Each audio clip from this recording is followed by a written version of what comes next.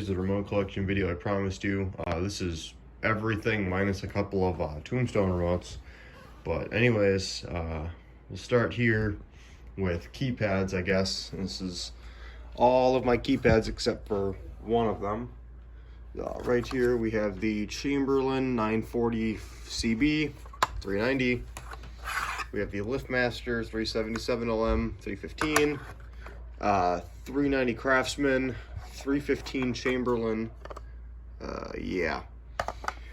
Billion Code Chamberlain 66 LM / 66 LMC, or 740 CB, sorry. I had a brand new one of these. I gave that to Andy, the Brazilian hot dog. I have an old Sears Craftsman keypad, model 139-53776. I have a Genie IntelliCode keypad. We'll make a way over to receivers. I have a LiftMaster plug-in module that doesn't work. I have my Chamberlain 315 box. This does work. I took this out of the garage for the video. I have my mysterious Billion Code LiftMaster receiver.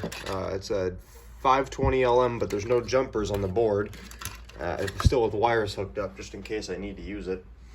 I have my older multi-code receiver. It's model 1090.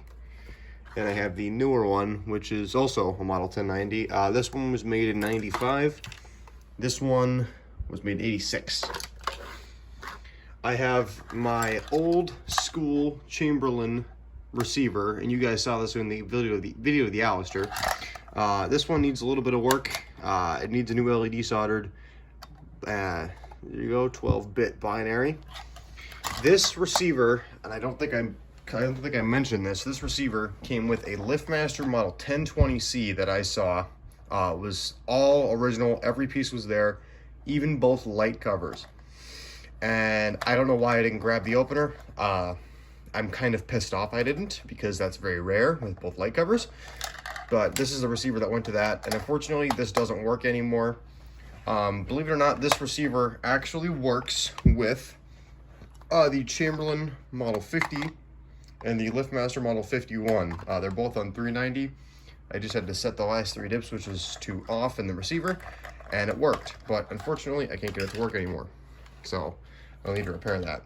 And it did have the original antenna. Make our way down to Chamberlain LiftMaster. We got a Craftsman multifunction panel, 371 LM, or 971 LM, with the older logo. This one's really worn down. I got the 2 remotes for the Chamberlain Whisper Drive WD822K. These are the model numbers 41A6127-1 or 41A A6127-1. Very strange. Gold logos, but they're kind of worn away. Yeah. I've got my 373 LM 373P with a cracked button. Chamberlain Soft Glow multifunction panel. This is the button that came with the WD822K. It's weird. Opener's 315, but this is the older style logo. And this was out in the garage, which it's kind of snowing out, so yeah, just a pain to get this off. I got my 950 CD. This is programmed to the box. Oops, if I can point the camera, it's programmed to the box. Works. Got my 2 373Ws. This one's in my car. This one stays in the house.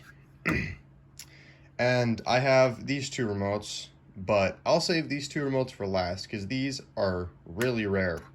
I only know of 2 other people who have them. So yeah. I've got my 953 CB with pretty much the labels gone. 9 and 94 is all you can make out. It works. I had 2 of these. The other one went to Andy. My 850 CB blue case, 9 and 96. This one was my first remote. Still have it. Still works. Got a 950 CB. This one came with the 7220. I've got a 374 LM. This thing is practically brand new. I got that from my company. The Chamberlain Model 50 you saw, as well as the equivalent LiftMaster Model 51. I've got two of these vintage Chamberlain remotes, and these are the original remotes that would have went to this receiver. These are 12-bit remotes. These ones were made in 1981 is the date on the logic board. This one with the Velcro on it unfortunately doesn't work. However, this one does work right here. So if I ever put in the 7220 or I'm using that receiver, this might be the remote on my visor. Got an old school Craftsman button. This one came with my original Sears opener. This button is very old and very worn down. Got a Sears Craftsman 139-53778. Got 4 Chamberlain 41A 4166 buttons. This one came with my silver medal.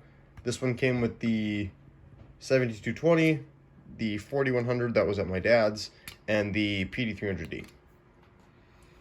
Got my Chamberlain other 850 CB. This is the black cased one. These are, oh, this one actually has a battery in it. These are very, very difficult to find. And even harder to find is the 3-button version. The 139-53776, or 139-53779, which is weird. This is the billion code, and this one is dip switch. But the billion code one is ever so slightly smaller, which I don't know if that's the case for the 61 LMs. I don't have one to show. I'm guessing the 61 LMs are this size. I'm not sure. We have a LiftMaster model 813 LM. Got this from my company. Can't do anything with it. I don't even know if it works. Got 278 LMs. This one came with the 3265. This one I found in the dumpster at my company. I haven't even hooked it up to test it. We've got 258 LMs. This is the one that was at my dad's. This one I've just kept. I haven't really used it much. I've got a Chamberlain clicker, the older style one. This one CLT1, made in made in March of 2002. This one works, and then I have the newer clicker right here. Personally, I like the older one, but you know. Got a LiftMaster 895 Max. This one doesn't work. This is a brand new battery in it, and all it does is this. I wish I knew what it was doing, because I'd really like to use this remote. We'll go over to Stanley. I actually have a lot more than I thought I did. Got 2 Stanley Secure Code remotes. This one came with one of my Stanley Secure Codes. Model 590901. This was made in 2000.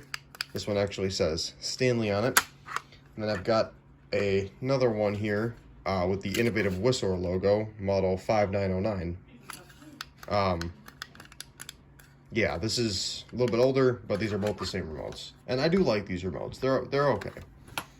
Except for the way the battery's going. As you can hear, this one rattles. That's the battery clip. It's kind of a pain in the ass. Got a Stanley model 1034. This is the original remote that came with the Stanley Premier chain drive. As you can see, the visor clip is busted off. It was sitting on the ground, and I accidentally stepped on it, and there was a clip in the remote, and it just pushed the back part out. You can see it right there. I do still have the little part, but it's just not attached. You can see I tried to attach it. This does work. There's no battery in it, though. 2 Stanley 1082s. I think one of these has a battery in it. I think it's this one. Yeah. These also came with the Stanley Premier chain drive. No stickers on either of these. Well, this one does have a sticker, but it's not not legible. I've got my favorite Stanley remotes, and I can give you guys. I know the model numbers of these because these are my favorite remotes of all time. This one right here with the lighter button, this is my best shape one. This is a model 1047 made in 1986. This one has the a surface mounted switch like what this remote has. You can see this button pushes down pretty far, but this is just a little switch. And that's what this one has as well. However, these ones have actual micro switches in them. I'll put these next to each other actually. These ones both have micro switches in them.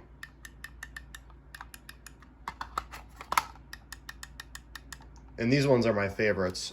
This one is a model 1030 made in 1983. Yeah, the label's pretty shot. But this one is also a model 1030 made in 1982. And I have seen and by the way, this is a white case, blue button. There is another one of these on eBay that is same color as this, same remote as this, but it's a model 1016 made in 1979. I'd love to get my hands on that, but it's way out of my price range. This one actually has a battery in it, and this is what I was using on the Stanley in my car. I love this remote a lot, and this is the original visor clip. What's interesting though is that all of these remotes have 9 dip switches in them. And then there's a third version of this remote. It is white case with a black button, model 1049, I believe. Or maybe it's 1047, I can't remember. I think it's 1049 that I want to get my hands on so I can have the 3 Stanley remotes that look like this. And then there's a multi-code remote that looks like this, brown case, tan button, says multi-code on it. That remote would have gone to that receiver right there. And they both came in versions that have a micro switch like this one, or the surface mount switch like that one, and the contact micro switch. You can kind of see how far down the button pushes compared to that one. But yeah, these are my favorite remotes of all time. I'd love to find a Stanley receiver to use them on, but unfortunately, I don't think those receivers exist. And if they do, they're extremely rare. We have multi-code 3089, older style. Then we have two newer style 3089s. I have a Stanley 1050 modified with 3089 guts. It's a Stanley 1050 case, and then there's multi-code guts inside of it, so this would work with these receivers. I made this just because, why not?